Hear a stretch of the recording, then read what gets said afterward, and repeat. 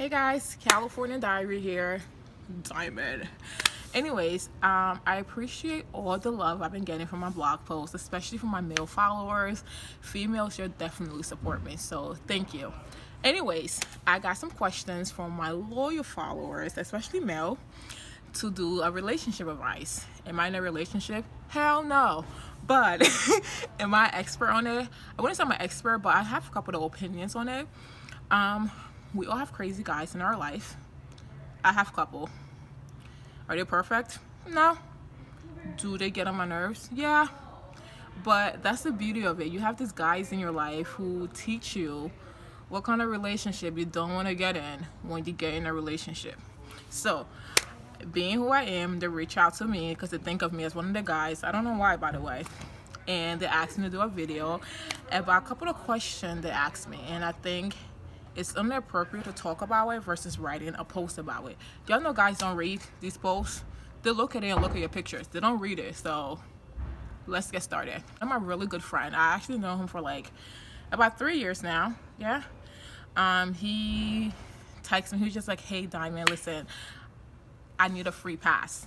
And he's like, "Is it okay to have a free pass?" I'm like, "You know what is a free pass?" He's like, "Basically, I want to have a threesome and my girl won't budge." Let's step back and talk about that, okay?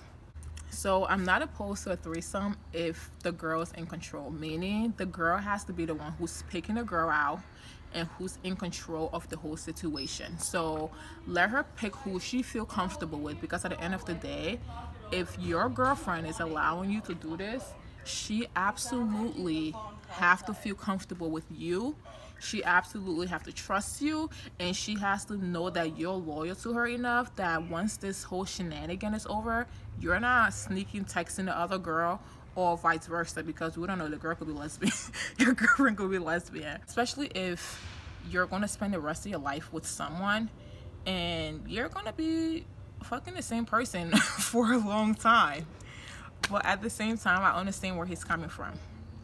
I am opposed to a threesome if the guy who won it and he let his girlfriend be in control. Meaning the girl has to pick the person and she has to be okay with the person and okay with the idea of it. But I also want to make a point, like, let the role have been reversed. Let's say it was the girl who wanted another guy in the bedroom. Honestly, ask yourself, how would you feel? Like, I feel like with men, when they ask for a threesome with a woman, they think it's okay because they think every woman is lesbian and see each other naked. That's not true. Some women don't like women. I mean, I am a very free person. I love being naked and I don't care, but some people just aren't like that. So let's say if she wanted another man in the bedroom, y'all will act like she insulted you on a whole different level. Like, I'm not seeing no guy penis, you're not going to bring no guy in the bedroom, so why do you guys think it's okay for us to be so okay in acceptance for you guys to bring another woman in the bedroom? I mean, some women have self-esteem issue. You could pick the hottest girl out there and bring her in the bedroom and we could feel completely destroyed. Our ego, our confidence could be demolished. Just thinking about that, and we can think like, wow, like, I'm not good enough for you, I'm not enough for you, why do you need another woman to satisfy you? Am I not good enough for you? And do I not satisfy you enough? So all these thoughts, I feel like, go in our head. We may not like voice it out, this is what we're thinking, but regardless how confident and trustworthy your girl is to you, she still have feelings, she still have thoughts, she still have, you know, emotions that you go through, especially having a conversation like that. I believe actually there's 2 rules that need to be made for a threesome to be completely successful.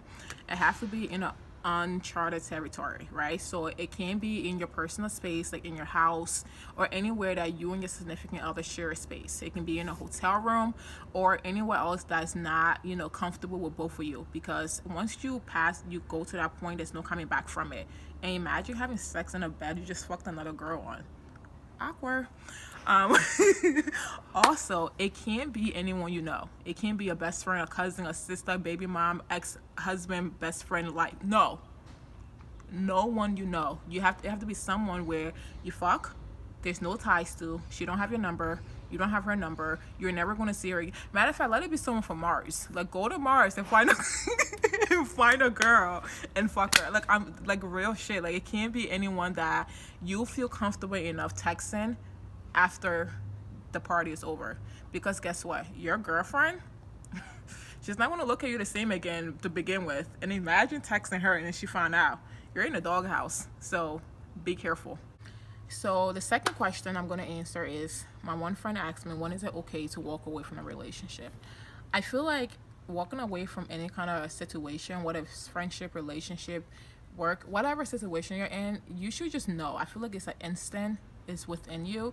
I don't know exactly the logistic of what he's talking about, as in like what the girl may have done, what he may have done to her. But I feel like if you're going to walk away from a relationship, walk away from a relationship because you're bigger than that situation you're in, right? So like, you don't need that relationship to define you, that you're over that relationship, or you have grown as a person where you can't be in the same situation no more.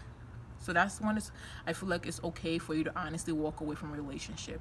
Now, if it entails cheating, or someone is abusive, then absolutely none of that should be tolerated. I understand that it's like I guess in base of like a strike three rule.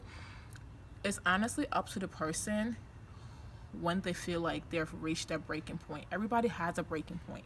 Everybody know when enough is enough, and everybody know when it's okay to like still hold on to something and to let go.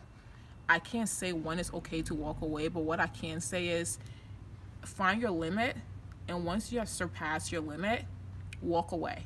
Because if you keep in that situation, keep in that pattern, it's going to be harder to walk away, and it's going to be something that you're holding on to, you're holding on to hope that isn't there.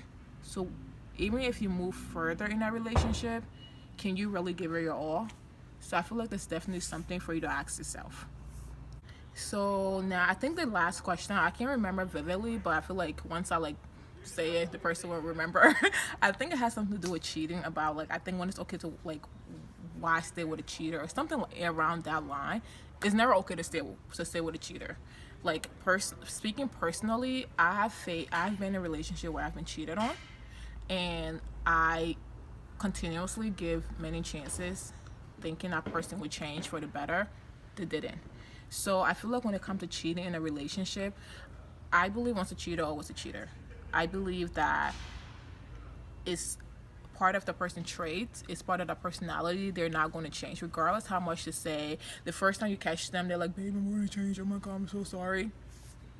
Bullshit. They're not going to change. They're going to do the same thing a year later, 6 months down the road, and you're still going to find out, and they're still going to say, I'm sorry. So sorry isn't good enough. It doesn't cut it.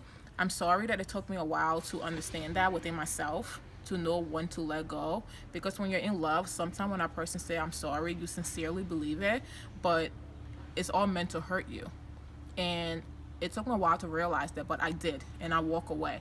And I feel like you need to be able to be strong enough. Once you catch them cheating one time, please know that that's not going to change. Please know that that's a habit. Please know that that's their personality. There's nothing about them that's going to change 6 months, 1 year, 2 years down the road. And God forbid you end up married to that person. You're stuck with a cheater for the rest of your life. So I feel like when it comes to cheating, it's all about instinct. If you genuinely know you can trust that person, let it go. Because if you continue that pattern, you're going to always get hurt. They're always going to say, I'm sorry. And you're always going to forgive them. What do you want? Keep forgiving or letting it go? There's so many people out there